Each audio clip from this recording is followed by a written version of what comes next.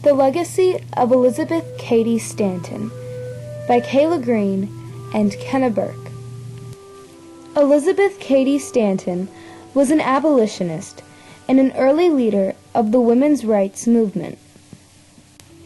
Her bravery, courage, and determination is what helped her have an impact on the rights that women have today. She was born on November 12, 1815, in Johnstown, New York, to Daniel and Margaret Cady.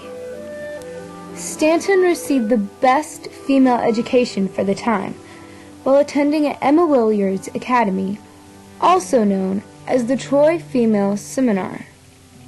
However, she regretted not having a full-fledged college education. After graduating in 1832, Cady Stanton was drawn to abolitionism and women's rights movements through the visit she took to the home of her cousin, the abolitionist Gerrit Smith.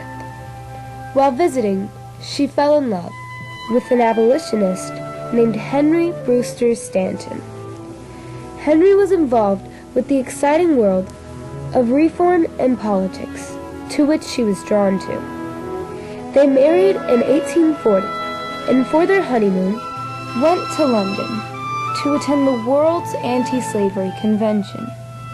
There, Cady Stanton met Lucretia Mott, the leading American female abolitionist at the time.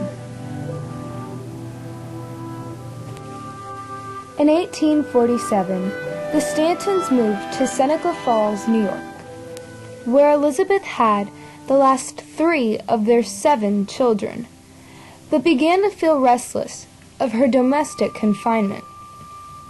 So in 1848, Elizabeth Cady Stanton co-organized the world's first women's rights convention alongside Lucretia Mott. At the convention, the attendees created its Declaration of Sentiments and proposed that women be granted the right to vote.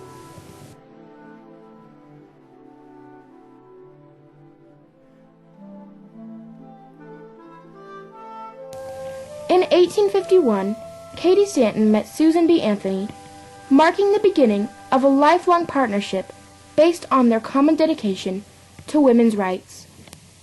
In 1868, Cady Stanton and Susan B. Anthony edited and wrote a weekly newspaper about women's rights called The Revolution. The next year, in 1869, Cady Stanton and Susan B. Anthony founded the National Women's Suffrage Association, also known as NWSA. The association focused on enabling women to have the right to vote. Cady Stanton served as the president of the association for the next 21 years. Soon after, the organization merged with another suffrage group to form the National American Women's Suffrage Association. Elizabeth then served as the new president for 2 years. The 19th Amendment would eventually be passed in 1920, allowing women the right to vote, thanks to the organization that Elizabeth Cady Stanton helped create.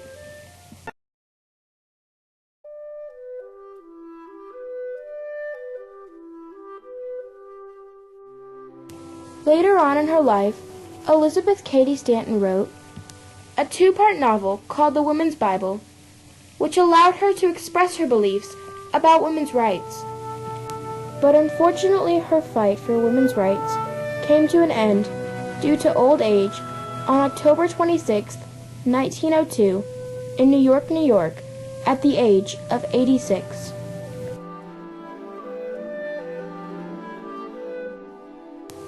However, she continued her support for women's rights until she died, and her bravery, courage, and determination continues to have an impact on the rights that women have today.